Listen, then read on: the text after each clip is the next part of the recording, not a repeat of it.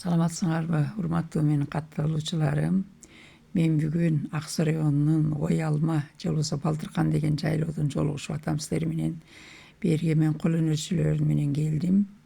Аябай сонун экен жайлоо, тим эле укмуш керемет жер суунан айланайын.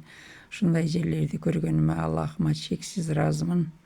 Бирде чоң аябай неме өттү, фестиваль, туристтердин фестивалы дейт.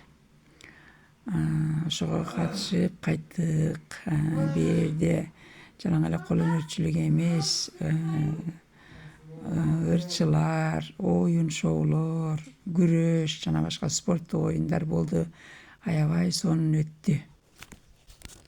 Мына 2025-жыл Учкоргон айыл өкмөтүнө бизге Барпы айылдан келген айым апалар, Шайыр апалар, биздин чебер апалар, жаныбызда Коштөө айыл өкмөтү, дальше Наргиз өтө мына 18 үй келген.